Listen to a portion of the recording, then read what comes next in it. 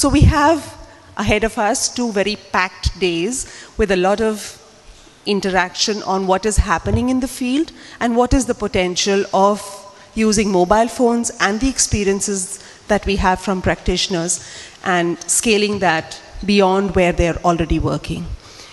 I would now like to begin by inviting Dr. Paolo Mofalopoulos, who is the Chief of Communication for Development in India, UNICEF India.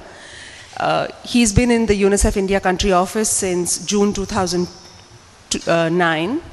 Before joining UNICEF, he worked as a senior communication officer in the Development Communication Division in the World Bank from 2003 to 2009. His professional career began in Italy, where he worked as the for the main television network and then for training institution of a major corporation. Since then, he has worked extensively in the field of information, education, and communication with a number of international agencies, such as UNESCO, FAO, and the European Union.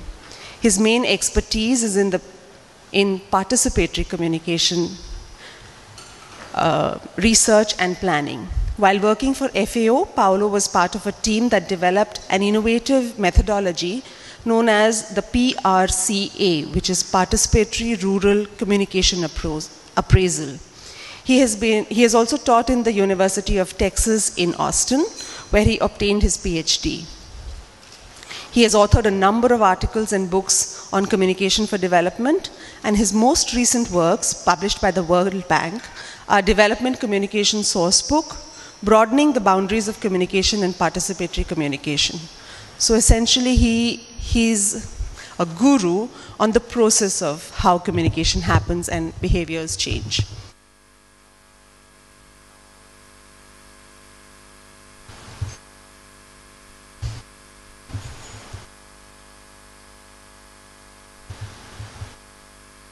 Yes. So, I would like to now invite Mr. Arun Myra, the Member Planning Commission, Government of India, to the dais, please, sir. Mr. Myra is a member of the Planning Commission, chaired by the Prime Minister of India. In this ministerial level position, he is responsible for facilitating, shaping the policies and programs related to industrialization and urbanization in the country.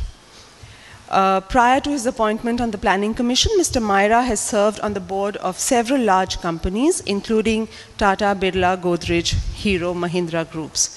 He has been a member of the Confederation of Indian Industry, National Council for many years, and as well as a chairperson of several CII national councils, including the National Council of Corporate Governance and chairman of CII's Leadership Summit. He is a frequent speaker at international forums on the future of India. He writes regularly in the Economic Times and other management and business journals. He is the author of several books, including one called Shaping the Future.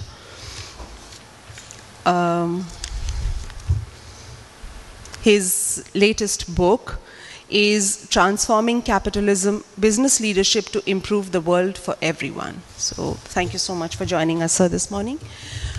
Unfortunately, we had also invited today Dr. Rajendra Kumar, the Joint Secretary M Governance in the Department of Electronics and IT in the Government of India. He has had to go to hospital this morning and is unable to join us. But since Osama, who is the director and founder of DEF, the Digital Empowerment Foundation, a co-partner with UNICEF on this consultation, is an advisor to the Department of Electronics and Information Technology, I'd like to invite him to take us through what Dr. Rajendra Kumar had planned to inform us about. I'd like, Osama, would you please join us? A little bit about DEF. DEF is an organization that works for digital empowerment and has been essentially finding solutions around governance using various technology forums like the internet and the mobile phone. It's a non-for-profit organization that works on digital empowerment. And UNICEF is a United Nations organization mandated for development protection of children in India as well as the world. So we have been working as UNICEF a lot on ensuring rights for children and social and behavior change in practices that enhance children's rights and their potential to grow. Therefore, we thought it would be a good idea to look at the new technology that's now emerging and see how that can link itself to social and behavior change. I would now like to invite Dr. Paolo Mafalopoulos to tell us a bit about how we see ourselves and the consultation and the overview of the consultation.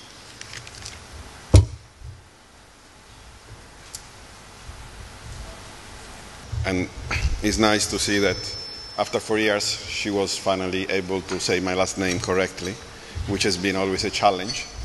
And yes, I mean, and when she defines me a guru, I always feel a bit depressed because I think I'm getting old. But I'm just a scholar or a practitioner, like many of you in this field. I'm here wearing two hats in this initial session. One is representing UNICEF, as our representative is out of the country, and our director couldn't make it. So I'm giving you the welcome on their behalf, first of all. And I would like also to thank all the participants that have found the time that will be with us for this today. I would like to thank Mr. Arun Maira from Planning Commission and Osama that is here with us from DEF.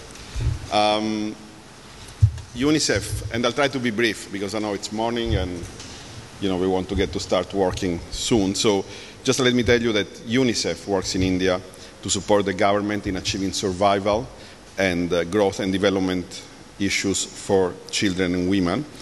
UNICEF also provides global innovative perspective to pilot projects and programs, which are then going to be assessed, and their evidence is going to be used to scale up initiative at a much higher level. And today, one of the most omnipresent technology to be used for development programming is actually ICT and mobile phones, which have the greatest potential to promote change. In India, you have more than 800 million mobile subscriptions, up from 300 million in 2002, and this number is expected to reach 1.2 billion in the next 3-4 years. Now, let's go to what we call C4D, which is a communication for development, which some of you may know as BCC, or behavior change communication, or as we're saying, social and behavior change. Don't get confused. We're just talking about something very simple and very challenging at the same time.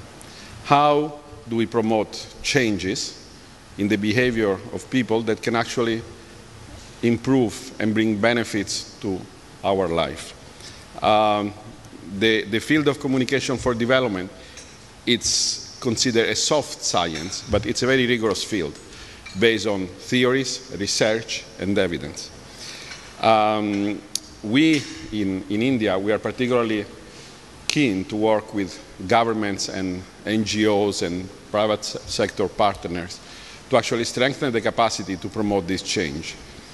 And in doing this, we're trying to adopt a number of approaches and use a number of methods and media, one of which is, of course, mobile. Mobile, it's a relatively new addition to this field, as its growth is making it always more pervasive and wide-reaching.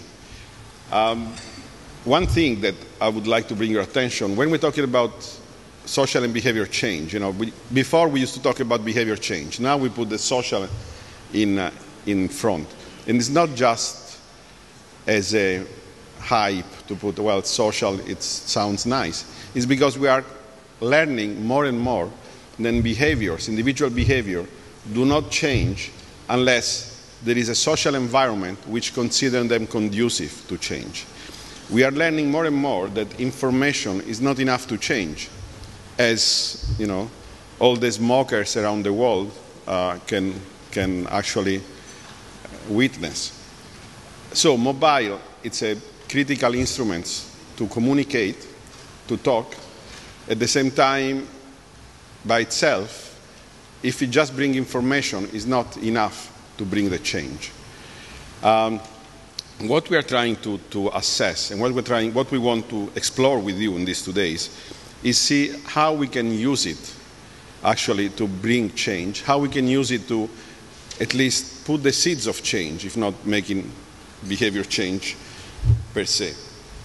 And most of all, how we can use it to as a tool to provide the frontline workers, being the ASHA, the Angawadi workers, or other kind of workers, giving them tools that they can use to improve the outcome of their work. Our idea is to develop a white paper to guide social and behavior change programming using mobile phones. So in this respect here, we are all, let's say, learners and participants in this effort. We want to write a white paper, and we think there is a number of partners here that know more than we do, that have used these tools in different ways, and they can actually bring very valuable contribution to this. So the consultation is organized with this background in mind, and our main objectives are to reflect on the reach, access, and use of potential of mobile phones, especially amongst women, adolescent girls, and boys. And in UNICEF, we have actually started a new country program where adolescents are at the core of our program. And I think adolescents also are key in change, because if you change adolescents, you actually have change in 2 or 3 generations within a short time span, and they are more likely to change. Another objective is to understand some of the models being implemented using mobile phones for social and behavior change. And there are examples also from all around the world, like, for instance, mobile phones have been used for governance and been used to fight corruption, have been used to ensure that elections were actually not rigged, or when they were rigged, they were sound the alarm. So there is a number of uses for this, and we want to see how and what has been done in India, to assess the potential for the different initiatives and how they can be upscaled, and to explore the potential for partnership here. Can we work together? Can we put our different strengths and even weaknesses in a combined manner to make rational the effort to improve the life of millions of children and women in India? So in this, we hope we have government, we have donors, we have NGOs, we have private sectors, and another UN agency, which are likely to partner up for this effort. All of these deliberations, all of this consultation, all of these outputs that will come out from these 2 days, they will form the basis for our white paper that we hope is going to be rich and very useful to help us define the way forward on this. So I look forward to a rich and constructive consultation in these 2 days. I'll be here most of the time, even probably not all of the time, but I'm really looking forward to be part of this. As I said, I'm also a learner in this respect. And I hope that we can all work together and come up with something which is going to be both interesting and useful. Thank you very much.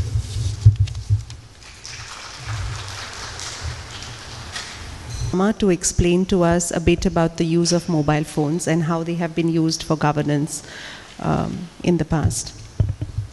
In the present.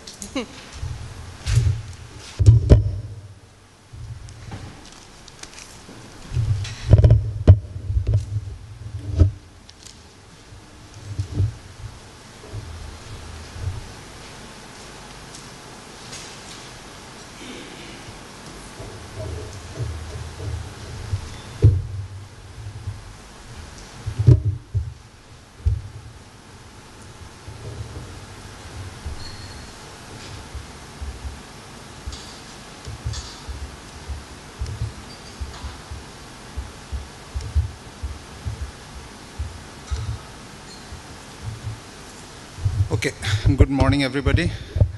Is there anybody, कोई ऐसा है जो English ना समझ सके? Nobody? Great. So we don't have a challenge for language at the moment. My name is Osama Manzar. I run an organization called Digital Empowerment Foundation. we have been into this area of mobile as a learner for the last 4 or 5 years and have been able to understand a little bit of role of mobile in rural areas, in the areas where there are remote connectivity or no connectivity, and especially how not-for-profit organizations are using mobile for impact in a very unorganized manner, and it is also learning that telcos and others are not reaching much in the rural areas or deeper areas. And that perhaps was the basis of getting together and trying to find out how mobile is playing a role in our life, especially in the social and behavior change.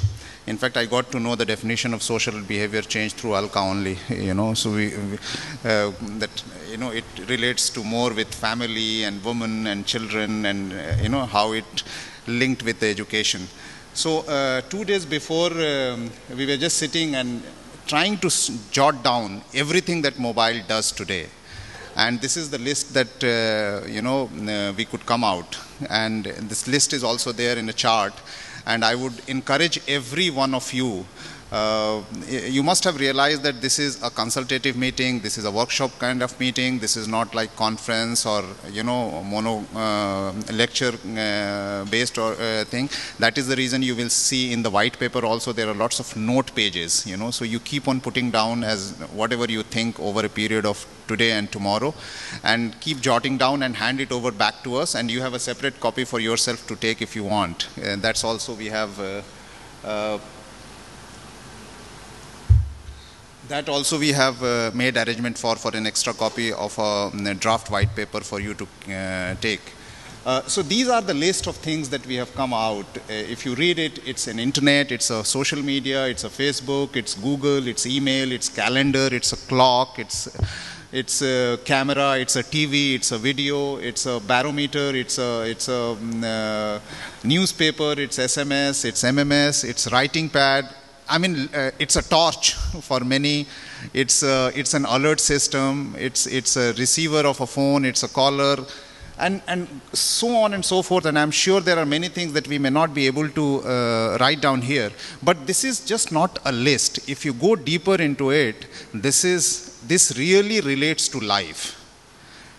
How we are using mobile is also so close to your life that you get up in the morning, the first thing that you touch is mobile today, rather than asking your, children or wife on the side that, did you had a good sleep or not. This is so much closer to our entire, approach towards life that it has become almost unattachable technological, communication or behavioral tool in our life. Lots of this we would discuss in the next 2 days, and that I just wanted to highlight, and this is opening up that this is a short list, I would say. If you can make it longer, that will be really, really good. That's one thing that I wanted to show you. The second thing also, Alka wanted me to show you is how are we seeing mobile, in the next 2 days, how we are going to understand it, is that, the role of telcos at the bottom of the pyramid, because the telcos are the most connected infrastructure in the country, and how the government policies are making the mobile, understood in their schemes, in their planning, in their approach. And then how does it connect? So connectivity in this case and access are two different things. These are not two same things. Connectivity is one that it connects you to different people and different work. But access is that it's a device that has given a chance to you to access opportunities, access jobs, access information which can empower you.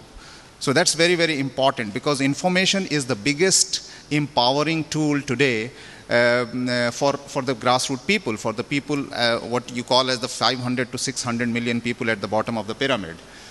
And how at the moment it is being played. We know that mobile VAS or non-VAS basis kind of usage, and what are the content that is playing. We have Milind here who will talk in noon about how content are being played, but we looked at all the content available across the country on mobile for various sectors, and we found the least ones available which relate to the grassroots people. Most of the VAS, value-added service-based content, we realize that is targeting the metro people, you know. So it also relates to the culture of the usage of mobile. Unless mobile becomes your cultural adaptability, the market is not going to address you to provide content or services. That's what our learning is. So it first sees that how much it is close to you, and then it start pushing the content accordingly. Because the risk of providing the content on the chance that whether it can be adopted or not is not where the companies and the corporates try to put in their hand. They first want to see that how it can be taken. That's the reason why jingles and entertainment and songs have more taken shape into the mobile than anything else. The other small graph that we have is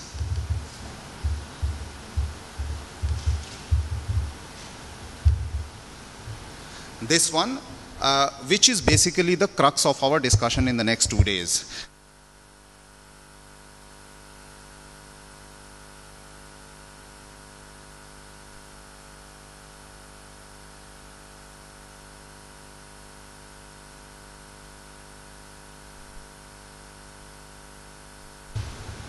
Thank you. And the second is how it is helping in monitoring and tracking. For example, the very famous the tracking application that we have is from UP of midday meal tracking, which has become quite a phenomena, and more states are trying to adopt it.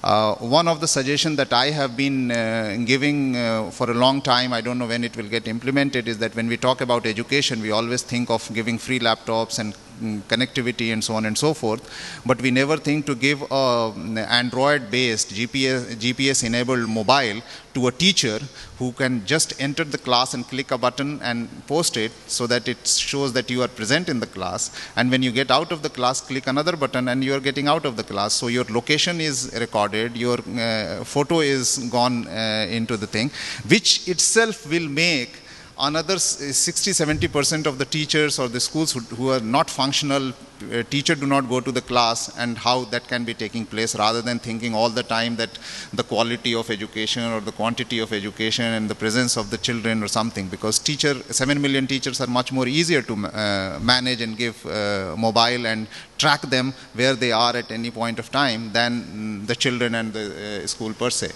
So that's monitoring and tracking from the governance perspective, from the performance perspective, and what the government has given the schemes, that whether it is being delivered or not. Manrega, which is MNREGA, is another one which is using a lot of mobile, even by the people, to track whether the work is being done or not on a grassroots level. We have another interpersonal communication, very simple to understand, but that is where the behavioral change is maximum being looked at.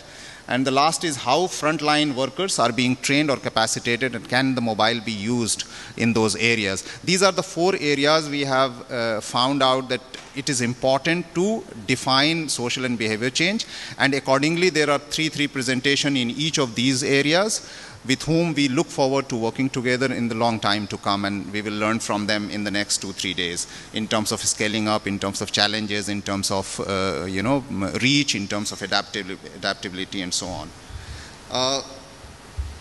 And then lastly, I would like to share one slide which is the crux of all the slide, which gives you basically a scenario of what this country is in terms of connectivity culture. We all talk about Facebook, we all talk about culture of connectivity, internet, as if that it is our life, but these are the numbers that that gives you an overall picture before we start the next 2 days of discussion, that where we are in terms of connectivity, and where are the areas where we should target in terms of connectivity and targeting the constituencies. If you look at the left hand side, you see that these are the areas which are basically giving you the number, but these are all disconnected areas. But they are really the representation of our rural areas or the masses of the country. We have so many, 250,000 panchayat, we have 3 million elected members, mostly disconnected, digitally illiterate, but they all have, maximum of these people will have mobile. So that's very, very important common factor that we can look at. With all these so-called disconnected people have one connectivity tool that connects all of us, and how we can take advantage to that. In the commercial area, the small clusters of businesses, they represent about 60 million people in the country, and how those people can be targeted. NGOs, again, most of you presenters in the next 2 days are the NGOs who are using mobile as an impact tool. We ourselves represent about 10 million people. How we are enabled with, are we using this tool in an effective manner? In the education area, as I told you, about 7 million teachers, 1.4 million schools, but hardly you will see a role of a mobile in terms of monitoring or tracking or finding out the presence of the children or the teachers in the classroom. And that can be a very good tool. In health areas, which is, look at the numbers, Anganwadis, there are about 100,000 Anganwadis represented by 1.8 million ASHA workers. And most of the ASHA workers would have mobile, I'm 100% sure. They are the educated link in the rural areas. And they all relate to health, and we can take advantage of that. But if we need to target that, we need to look at them from the right side of the chart. That how do we target, which are these blocks, what are the points of linkages to all these masses who live at the 600 million or 700 million or 500 million grassroots people? How are they linked to the country, whom we are either unable to reach? If we are reaching out, we are not being effective in the last 60 years. And these are all the things that I have been able to find out, that the way we can link to them and work in terms of lesser number, higher impact. I mean, there is no point talking 600 million. It's easier to talk about 3 million panchayat members or 1.8 million ASHA workers or 6,000 blocks or 250,000 panchayat or 150,000, 150,000 post offices. These are the points which all lie in rural areas, and those are the points from where we can connect with these masses about whom we are going to talk in the next 2 days. And women, 225 million women are connected through mobile in this country, but we have no data about their behavior, how do they use it, how effectively we can connect with them. But certainly 225 million women 5 years back, 10 years back, or even few years back did not have any tool like this who can be used to get information or disseminate information. Is a very powerful message that we get, that we can reach out to 225 million women in some way or the other to make them more and more empowered, healthier, literate, more informed, and so on and so forth. So I will leave the group for having this information at the back of our mind in the next 2 days. I forgot to mention one more thing. When I saw Ram, I realized that we also have community radio as one of the tools in the rural areas. And mobile is becoming a tool as a community radio also, and it is strengthening radios because of being available all the time to do a phone in and phone out calls and make it more interactive. And it's foolish of me to have left. We have about 140 mobile community radio stations across the country. That means 140 areas multiplied by 10 kilometers of radius are covered by them. And therefore, if you integrate with mobile, it is such a powerful way of communication, and it's a two-way communication. So thank you very much for listening to me, and we will take this more as a backgrounder, and we will take the discussion forward. Thank you very much.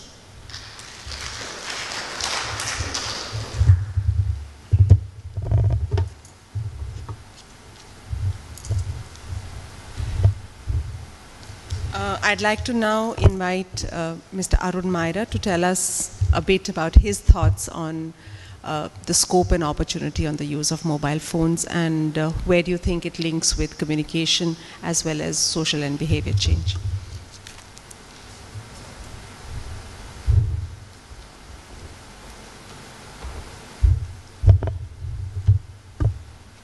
Thank you, Alka.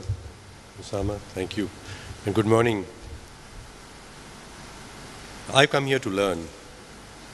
And the learning won't happen in these first few minutes. But I must have a question in my mind.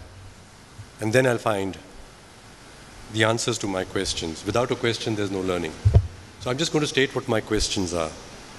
And I'm hoping that by the end of the 2 days, by tomorrow afternoon, if I come back, which I will, I'll have learned something. The subject of your seminar is use of mobile phones for social and behavior change. So I'm starting sort of backwards. Behavior change. The change in the behavior of an individual doing something different to what the individual was doing earlier, because communication in some form has induced this person to change her or his behavior in that matter. Larger social change, the norms of society about how things are done and what's expected of people changes. And third, of course, is how communication causes social change and behavior change. And finally, the use of technologies of different sorts, like mobile phones, which is what you're emphasizing today in communication. Inducing people to drink more Coca-Cola. Let's have a Coke bottle in the hands of everybody. Behavior change. And Coca-Cola has been doing this for decades. And many marketeers induce people to change their behavior through some forms of communication. Eat more potato wafers, Have them when you are snacking quickly on your way to work. Keep it with you when you're watching the ball game. If you're allowed to, also munch them when you are eating a family meal together. So some people are inducing people to change their behaviors, and they're very successful. They use communication technologies, they understand triggers in people's minds and how those triggers could be moved using communication to get behavior change. And now, Coca-Cola wafers, since I mentioned it, we are getting campaigns to say obesity and fast foods are bad for health. So change your behavior with respect to these matters, actually. Don't eat so many wafers and junk food and drink so many sodas. Same tools shall be used to induce people to change their behavior. We talk about child health, breastfeeding or powdered milk. The people who sold powdered milk and sell it are inducing mothers to change their behaviors with respect to how to feed the child. And the other side is wanting change in the mother's behavior so that the mother would rather breastfeed than give powdered milk to the child.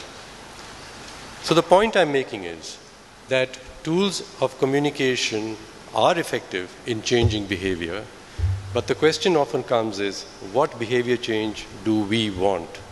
And there will be agreements and disagreements about desired behavior change of people in society. Overall, in a very large way, we talk about the climate and the environment. Consume more.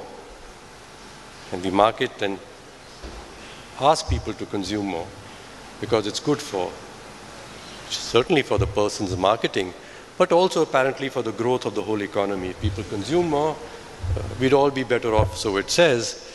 But on the other side, we say, no, actually consume less, because we are all going to be badly off if we all consume more. How do we make up our mind what is the right direction for change of individual behaviors and collective behaviors? I'm coming, therefore, to make a distinction between delivering something and making people consume something efficiently versus determining what we want ourselves as a society to do. The difference between e-government and e-governance. Most of what we are calling e-governance is really what I'm calling e-government. is the delivery of government services. And private sector companies are very good at that and have been by the examples I've shown you.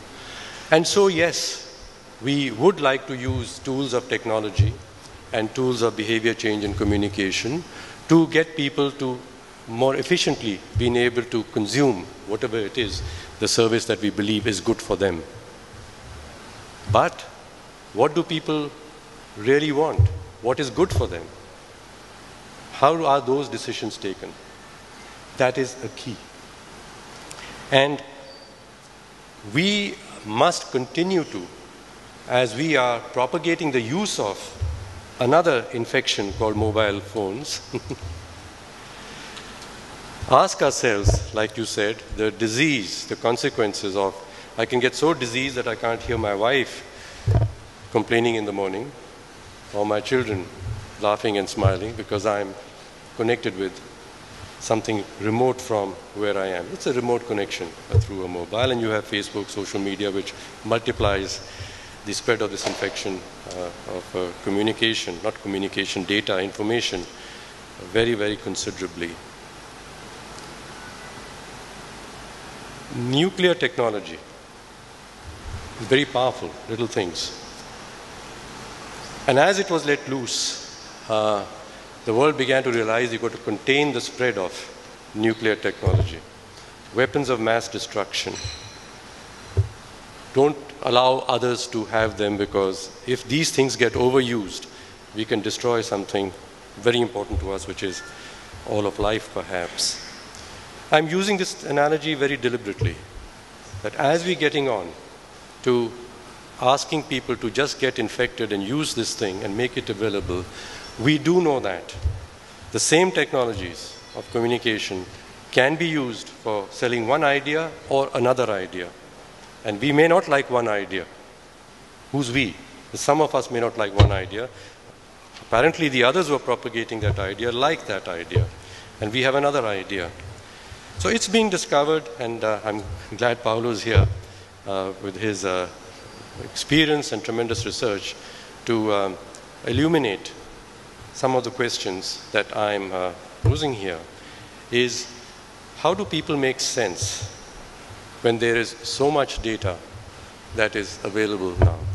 We have, as human beings, apparently, some processes that work inside ourselves to make sense of information. I mean, there must be some digestion process. Just throwing 100 pieces of data at you and asking you in an instant to tell me, what do you make of this? I know you can't do it. Yes. Either someone has already put a pattern into it to induce you to think of what this data is saying in one way, then you can. Or if you have to find the pattern, you're going to have to reflect and discuss and compare 2-3 different ways of looking at it. So if it's about someone putting a pattern into it already and saying, look, this data is proof that this is the right conclusion, we know how that is done. Yes? It's a brainwashing of sorts, and we in marketing can do that rather well. We are, however, even if no one's forcing us to take a particular view, because of our processes internally of making sense, we are compelled to choose some data only to focus on and ignore the others. And we do that instinctively. And so people describe this as an attention limitation. And nowadays people say that we are all suffering from an attention deficit disorder. There's just too much information. And so we're not paying attention to the real things. We're just receiving in data all the time and not able to locate what is the real signal in all this noise. So I would like very much that as we are talking about changes in behaviors of families or individuals, we have in our mind also, I'm sure, some beliefs about what is a good behavior change. And that good behavior change could be to do with matters of nutrition or eating, as I said. Could also be good behavior with respect to switching on your mobile every morning so that there's more usage of the mobile, so that there's more business in the mobile. Yeah, and we can grow all that business too. Yes, we can do that also. But there are consequences. of anything which goes too far, without recognizing that there are, as they call in systems sciences, balancing loops, there are unintended consequences, fixes that backfire. Are we aware of the whole system into which we are throwing this little weapon of potential mass destruction? This conference is of people who, maybe other than me, are very literate with the use of mobile communications, much beyond the mobile phone too. I'm sure that the young people around here and even the older ones, their social media, their Facebook, their Twitter is all at hand. Perhaps you could have had this conference without meeting in this nice dome, actually. Why did you need to come here? You could have, topped off, and many more people could have joined that. I don't know whether it would have been a conversation, but could have joined that large mass chatter. So why didn't you do it that way? Why are you wanting to have a very structured process, as you described, as Soma described, that we lay out some questions at the beginning, some thoughts. Then we have already proposed some things to focus on, which is your choice, by the way. But we are going to focus on those 4 things, and we are all going to reflect, I'm told, on those 4 things, and come at the end to make some sense together of, so, what have we learned, what have I learned, what am I going to take back into what I do in this broad space called mobile phones for communication and social and behavior change. So something will happen in terms of sense making in each of us because we've used this process rather than just use the technology.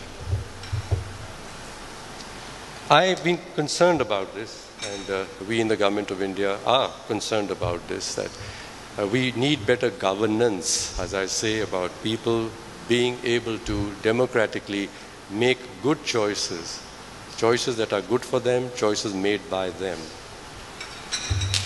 And it must go beyond just delivering things to them and they knowing what they get using mobile or social technologies.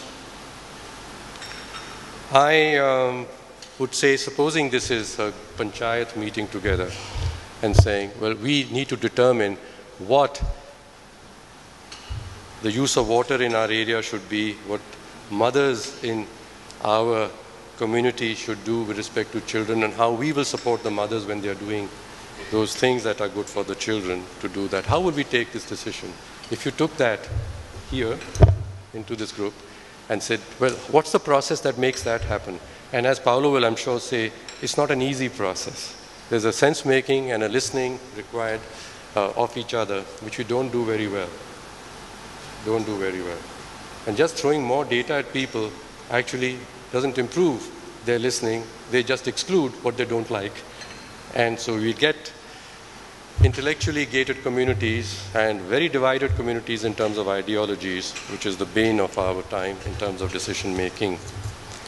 I put down at the request of some folks some years ago, a publisher, who suggested that since I've got this question and some thoughts about this question, maybe I should write a book about it.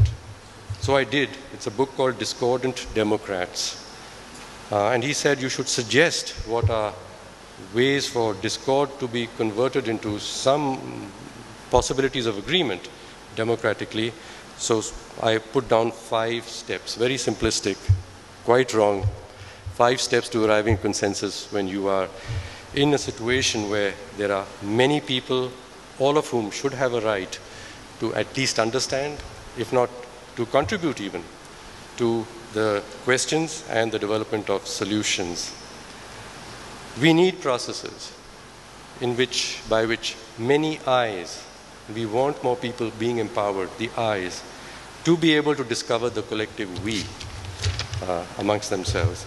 So I leave that thought about the use of mobile phones for creating more collaboration,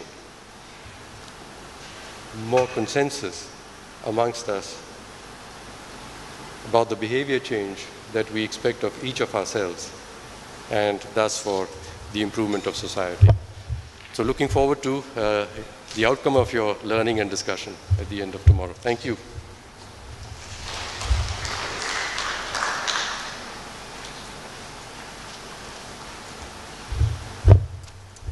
you, sir. Thank you, Paolo, for your thoughts too, and Osama. I'm going to open this up for some questions and interaction. If anybody would like to ask some questions, seek clarifications of the three speakers, would you please come here? And so any thoughts, any comments, any reflections that you may have?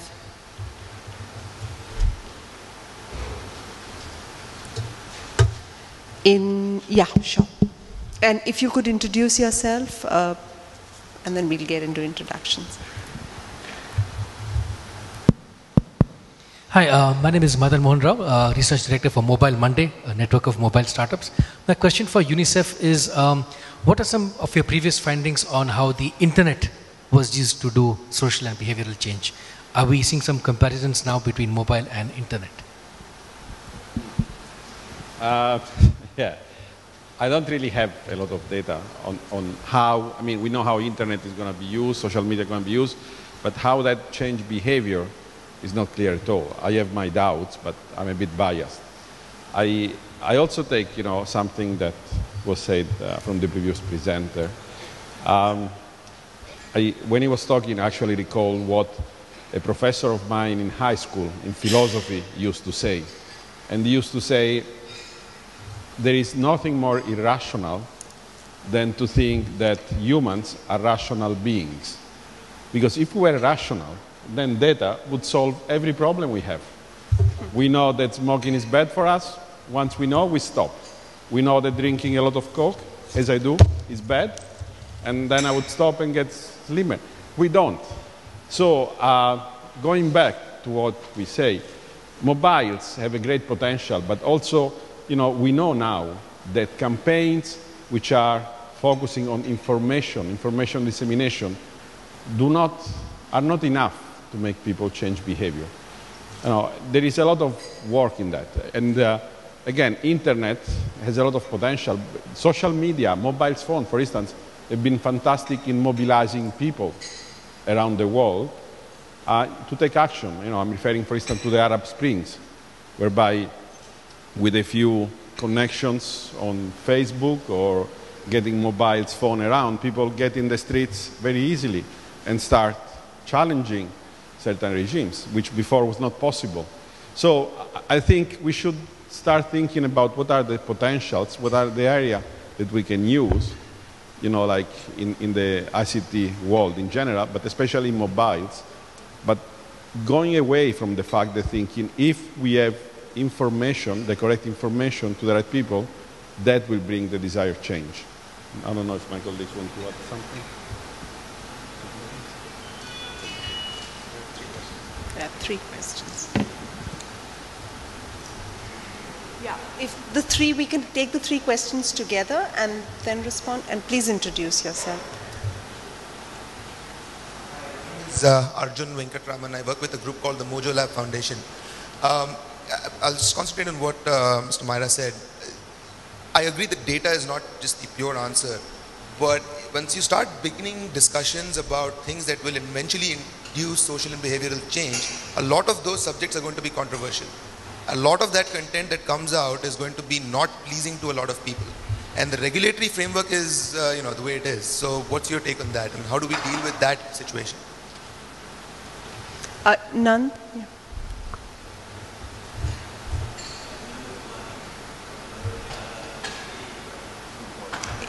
Is it?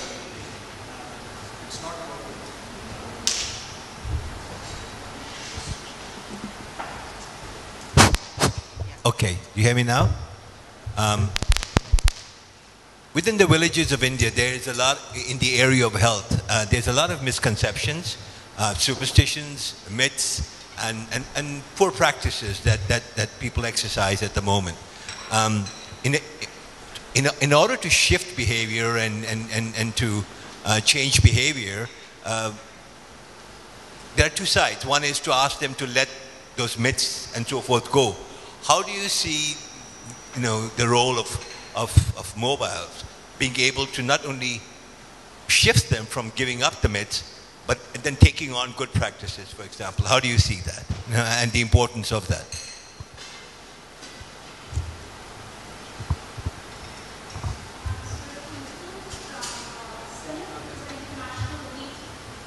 International Wheat and Maize Research Center with headquarters in Mexico. I'm an economist and I'm working with the farmers in various rural areas, and it's not a question from my side but a comment that most of the information or data that we think we are delivering, it's information that we have and we deliver. It's all supply driven. Maybe that information is not what they want, and therefore many times when we do impact and adoption evaluations of these information, farmers do come up and say this is not what we wanted.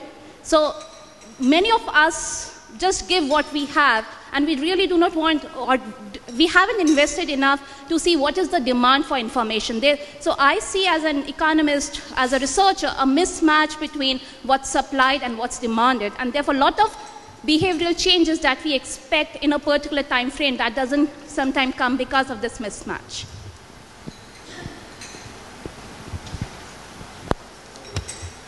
Is there a fourth one? Yeah, okay, we'll take the four together and then go for.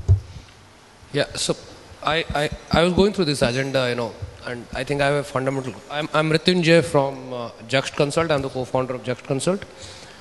You know, I don't see a single subject in this agenda which is around what behavior change or social change we want to drive. You know, the agendas are around everything else, but that's a little more fundamental. Like even information, you know, we may think, you know, sitting 30,000 feet above the ground level and think that, you know, a farmer really needs weather information. I really don't know. You know, there are a lot of people who have tried doing that, but farmer may be looking at the sky or the soil and say that, okay, this is fine, you know, I know what is the weather. So we first need to discuss a little more on what is that behavioral change and social change that we really want to drive. Then comes the means. You know, whether it is mobile phone, it's going to be something else, I really don't know. Yeah.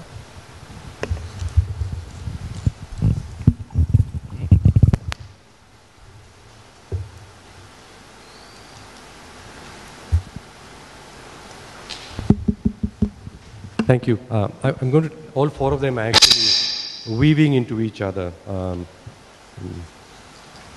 said, the young man here, that, you know, data, but the words you were using, once you begin the discussion, then you mentioned the regulatory framework.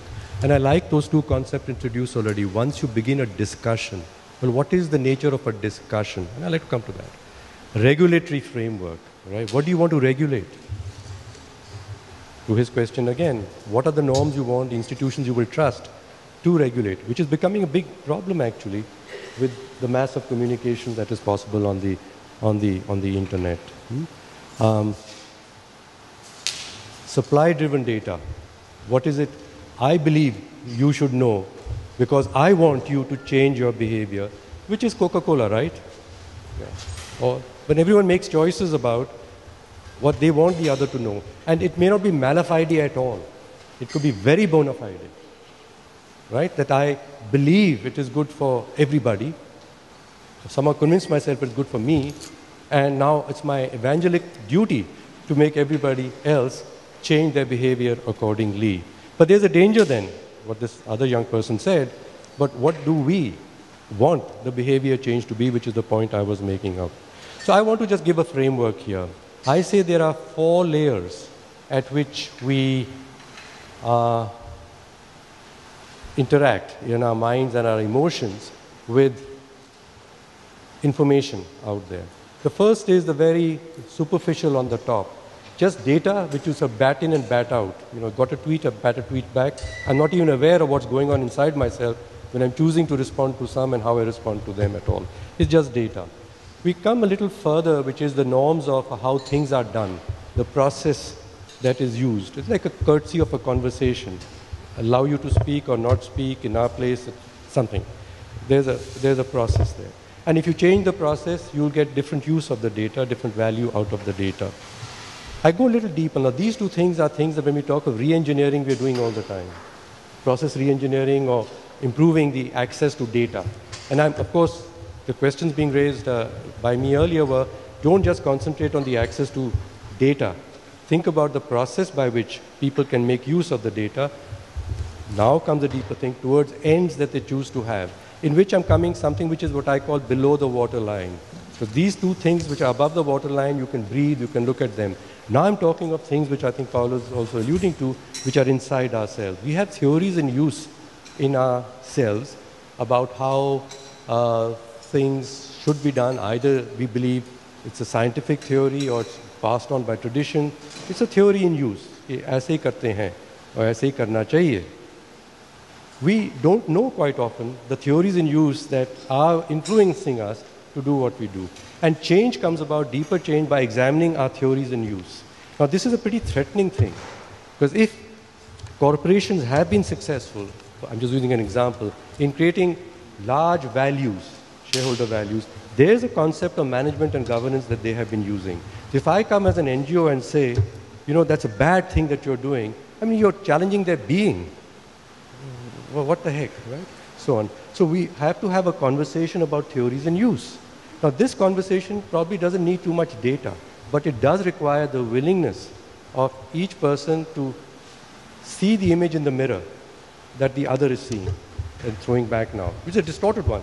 And you say you're a bad mirror, but it's the mirror. This is the other's perception of your theory in use, and I have one of yours. So rather than saying which is the better one, but what's the logic driving these different theories, and come to something even deeper, which is beliefs and values.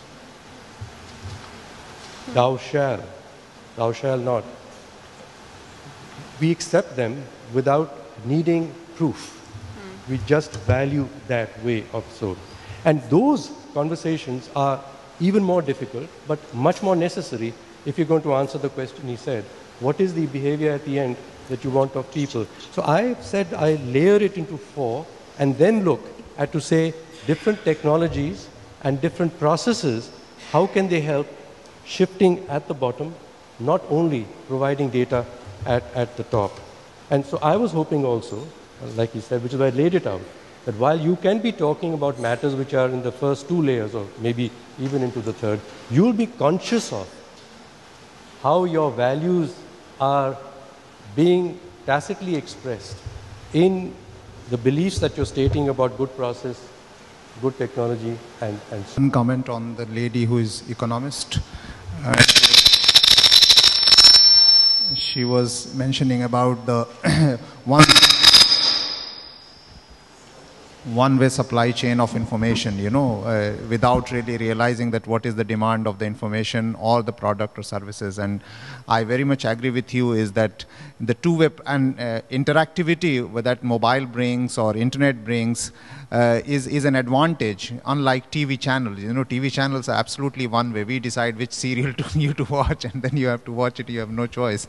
But in interactive medium, there is a possibility of choice of discard or accept or even reversely do it. And being an economist, I must say that lots of production of information, and when I say information, that doesn't mean only information as XYZ, but information as a piece of product or services, which has not been a trend of bottom up. You know, it has been usually top down. Decision making, information, schemes, desires, or even their goodness decided by us or something like that. It's all top down. But now more and more pervasiveness of information technology or the two-way communication medium, the possibility is that, you know, it is becoming quite level playing in terms of both ways, the information flowing and therefore product flowing. And therefore, I always give this example, we don't have to only drink Coke, but we can let the world also drink Sharbat, you know. Yeah, I like a couple of things more. Going back to the question, to the question that was asked about how do we see the use of mobiles to achieve behavior change. I mean, I think that like Arun, I have questions, and I came here with more questions than answers. If I had all the answers, I don't think I would have convened this forum. But I hope in 2 days, maybe I'll have some more clear idea of what are the potential. And yes, usually when we do an initiative, we start from the specific behaviors and specific thing that we think we should change, done in a participatory manner. But in this context, I think it's enough to focus on the process, on what are the potential for change. And for instance, UNICEF, in collaboration with other partner, Dordarshan, produced an entertainment education series for 4 seasons, which was called Kyunki Jina Sikanam Hey, something like that. And we had a very rigorous monitoring and evaluation system. And we know that, for instance, this video show per se does not bring significant behavior change. But we also know that it was very useful in raising awareness, in generating knowledge, and also in creating aspirations. And to me, aspiration are the seed of change. And aspiration means what? Means that a girl in a rural village that could only foresee herself becoming married, maybe 15, 16 years old, having children, doing nothing else. Now, she could aspire, and she had put down in our evaluation, she aspired to be a teacher and a nurse or something else that she couldn't see before. So every tool has a potential for change. We just have to see what would be the best use for this technology and mobiles. And it's not only about the context. Just these days I've been reading a fascinating book around some of the power of the social, of the peer pressure and change. And he was showing how the millions of dollars spent in the United States for a campaign anti-smoking that took a lot of time but start working with adults. Then the same campaign were done for adolescents. And it was a total failure. Do you have any idea why? They were the same campaign, bringing the same thing, talking to adolescents. But the appeals they were having, they were not at all resonating in adolescents. The fact that if you smoke, you're going to die, or that you get wrinkles, or that you might get sick. When you are an adolescent, if anybody remembers, you know that we think we are immortal. You don't see that die is not me, it's somebody else. It's so far away.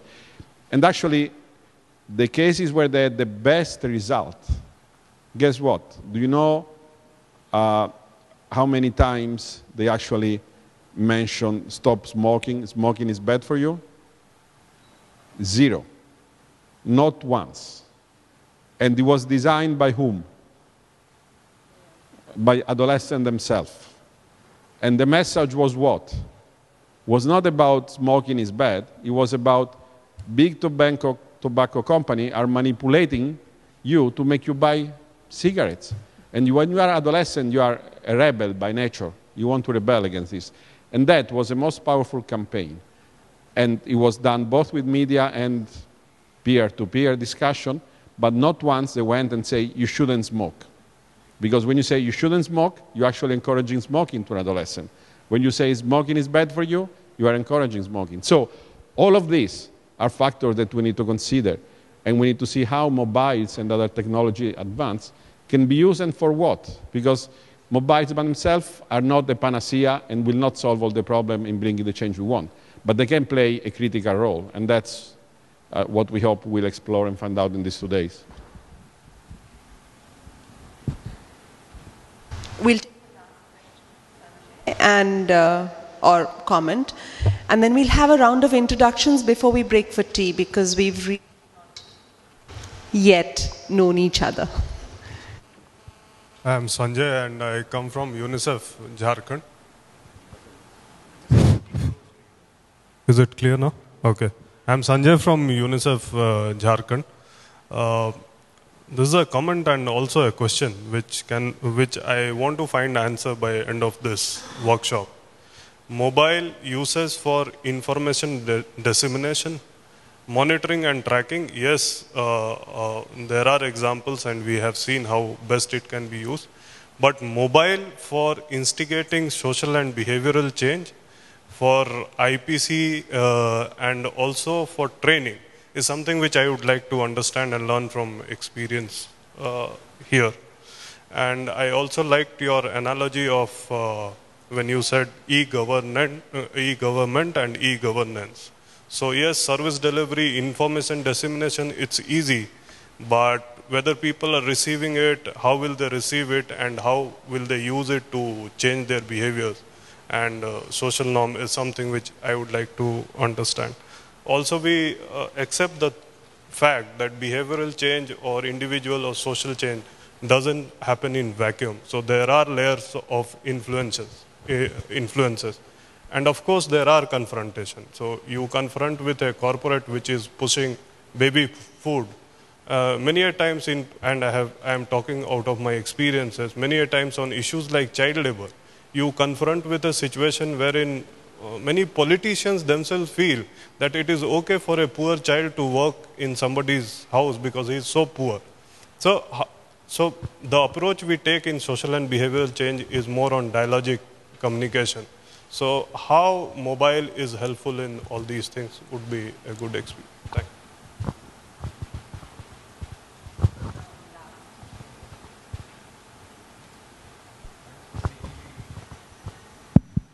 Thanks for sneaking me in edgeways. I'm Ramakrishnan.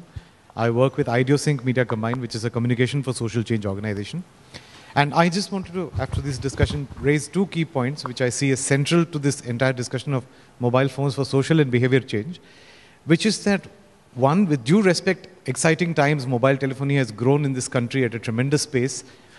That's often leading a lot of people to feel that it's some kind of panacea in terms of how it should be used and how it could be implemented or how development could be implemented through mobile phones. But there's a danger in being swept away by the technology. It's something that happens at regular intervals as new technologies emerge on the scene.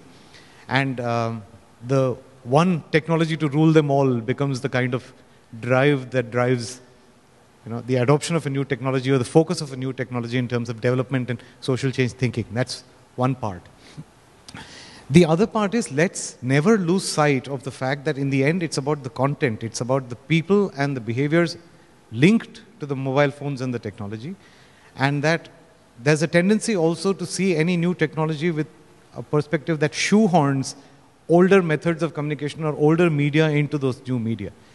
It is about understanding the strengths and weaknesses of the specific technology we are talking about and leveraging it entirely. So we should see this as one among a large palette of technologies to use, rather than as something that's the flavor of the season to move into. That's an error that could happen easily.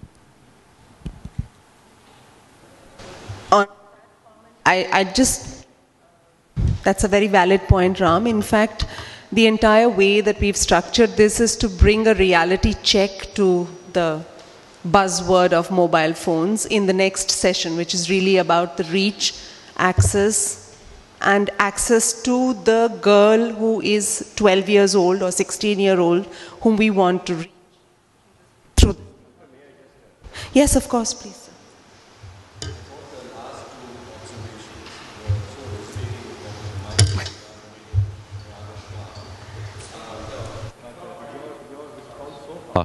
Your response so far, I thought was going to take us the wrong way. It's not about how the reality check about how far the mobile phones are reaching alone. That's exactly not the point. It's about other things that we have to understand as we are trying to measure how far physically the reach of any internet mobile phones is reaching. So that's what I had heard from the others, was certain deeper things here, and let's always keep them in mind and not just concentrate on 900 million, 400 million, is it a girl child who's using it, or so on and so forth. That is of course important, but the more deeper things, the more difficult things are, I think, the things that were mentioned. That's what I want. Thank you.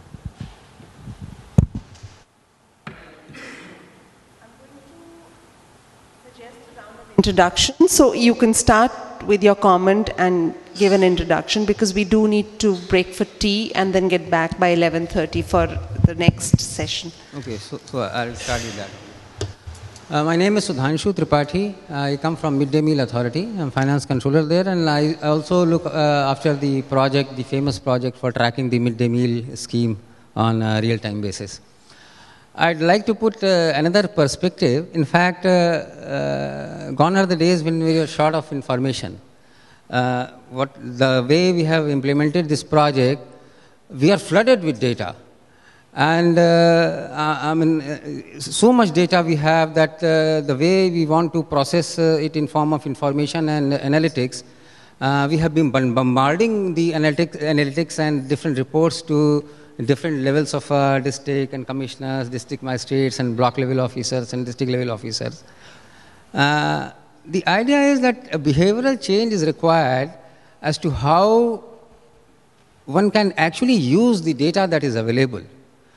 Unless we change ourselves, I mean, only pushing the information, pushing the data and analytics and reports would not serve the purpose that is actually required. One does require the behavioral change, that one can goad oneself that yes, here's the information that you want or the people want, or the way it can be processed for different, like the lady said, the demands can be analyzed and accordingly the information can be disseminated. So that is another perspective that I wanted to submit. Thank you.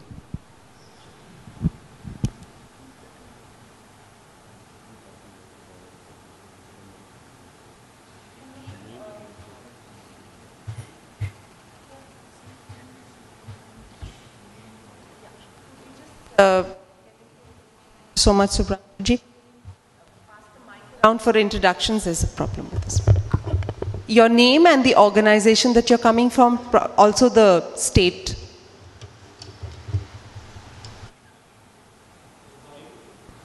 Is it audible? I'm Bhai Shaili from UNICEF Bhopal office, which is in MP. Good morning, everyone. My name is Seema Kumar. I come from Hyderabad UNICEF office. Good morning, everybody. My name is Lalan Chakraborty.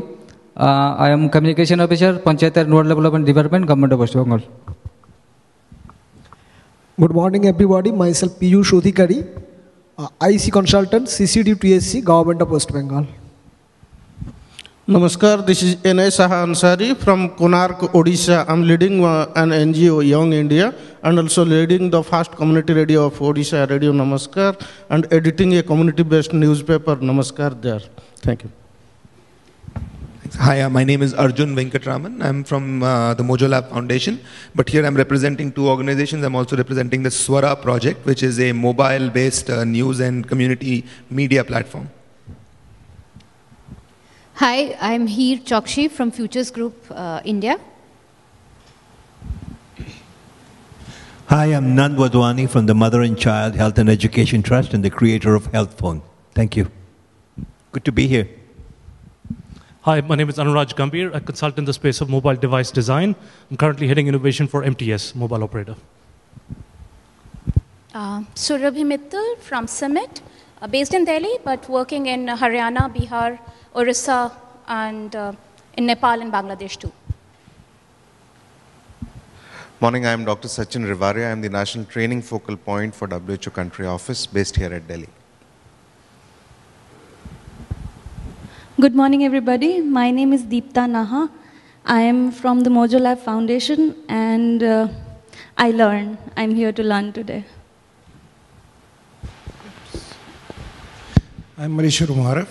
I am Chief of Education, UNESCO. Hi, I'm Ghislaine. I work as a consultant with the C4D section, UNICEF, at the Delhi office.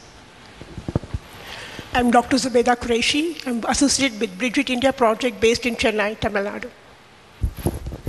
Hi, I'm Dr. Monisha Borthakur from Infosys.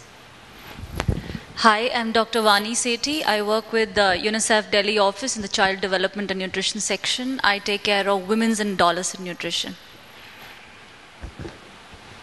Morning, everybody. I'm Dr. Nishit Dolakia from Government of Gujarat, Gandhinagar. Hi, everybody. I'm Raj Shekhar, Senior Technical Director. I am coming to represent here the Government of Andhra Pradesh Health and Medical Family Welfare Department. And one quick comment I wish to make is, whether we like or not, mobiles are bringing the behavioral change, even in the child or adults or whatever. So, the billion-dollar question is whether the D is development or destruction. So, we should work out a framework so that the D will be for development only and not for destruction. Because I feel the change has to, the change has to happen first with the technology providers and also content providers. Then we can think of the consumers. Good morning, everybody. Myself, Sheikh Mohammad Niaz. I am from Disa, from Odisha, Bhadrak.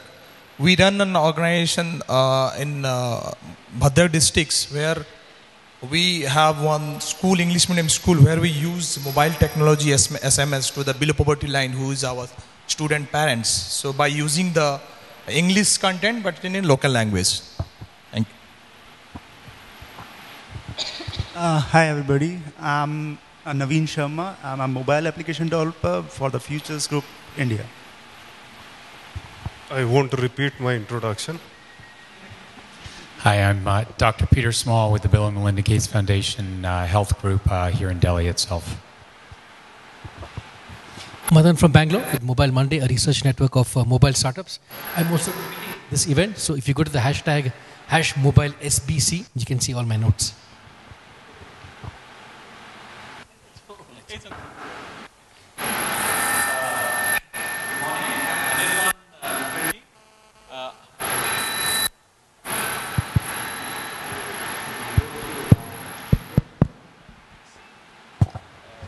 Good morning, I'm Anirban Mukherjee. I work for Qualcomm, which is a leading provider of mobile technologies. In Qualcomm, I handle a program called Wireless Reach, where we look at, we work with non-profits in deploying solutions for the underserved communities in areas of women's empowerment, livelihoods, environment, and many others, and many other such projects. Thanks so much. It's nice being here. Hi, my name is Milind Pathak. I work for India's biggest mobile internet company called 197. Hi, my name is Maria Fernandez. I work on advocacy and communications with UNICEF here in Delhi. Good morning, my name is Dora Justi and I'm in Child Protection, UNICEF Delhi. Santosh Oswal from Nano Ganesh. We as farmers can control their water pump set with the help of a mobile phone. 10 years back, we had a big revolution that a mobile phone from a pocket or desk has gone to the water pumps at the distant places, and it's a big revolution that women are going to change their whole life because of such technology. At the same time, one remark: a big pollution in the rural area among women and children has been observed in last 10 years. I'm from a farmer's family, whole life into farming and all things. I'm entrepreneur from the farmer's family, but we have observed women and children in a big different dimensions. Today I'm going to share on this in my session at 3:45. Thank you. Good morning everybody. I am from Kulyan, Purulia, West Bengal. We are implementing the SBCC project, Social and Behavior Change Communication, supported by UNICEF Kolkata. Good morning. Myself Amalindu Mahato, coming from Purulia district, West Bengal, Social and Behavior Change Communication Project, NGO Kullan. Good morning, all of you. I'm Murari Chaudhary, Executive Director of NEETS. I'm coming from Jharkhand. Hi, I'm an intern at the Office of Advisor to Prime Minister on PIII. My name is Akanksha, and again, I'm here to learn. Good morning, everybody. I'm Shalini Prasad from UNICEF Delhi. I have already told you I'm Mrityunjay. I, as an individual, trying to understand internet and mobile users since '98, and as an organization since 2006.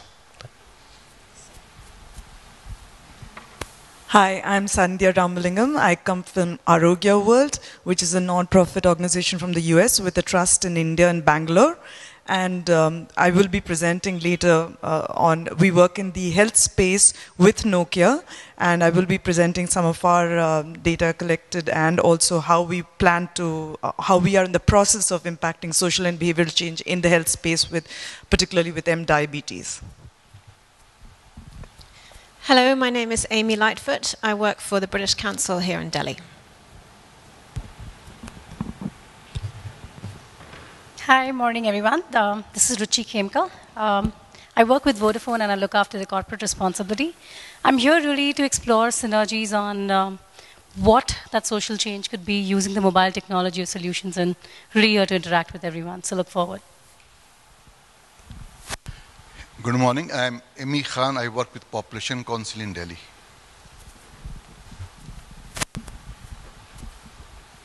Hi, I'm Rini Singh. I'm a musician who works with children and women through music. Currently, I'm working with the community radio program of UNICEF and reaching out to women and children in villages. Thank you. Good morning. My name is Anuragini. I'm representing Sesame Workshop India. We are supported by Qualcomm in a project taking learning to children.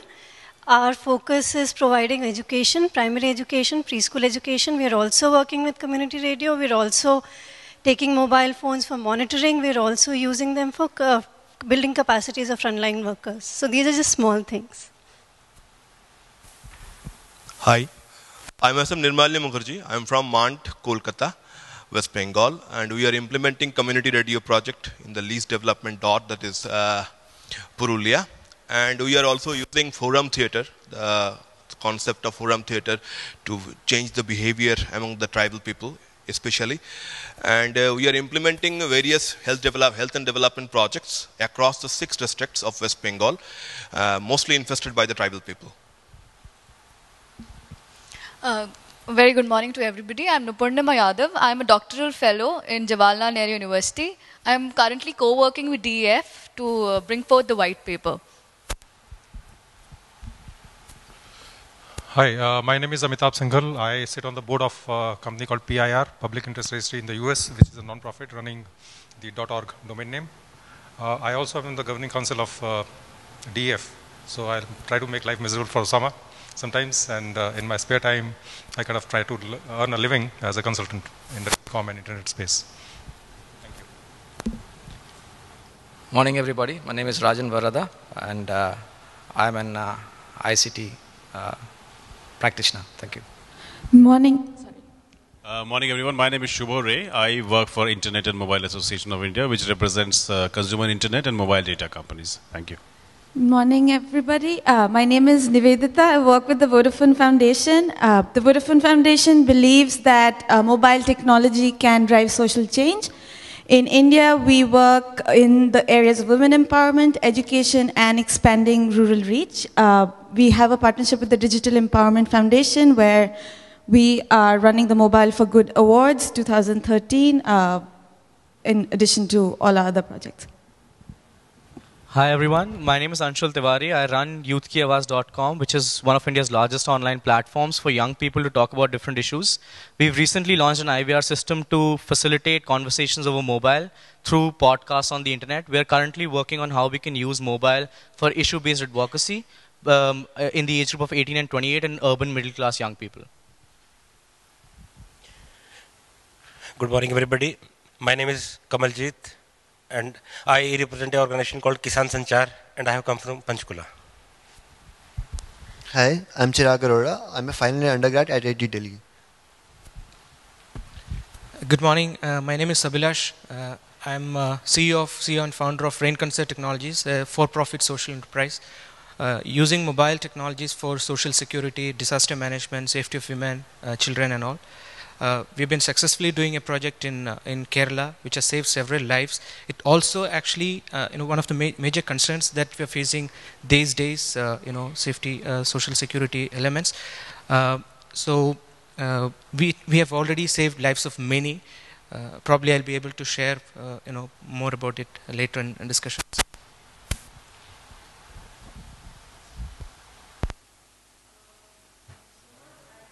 So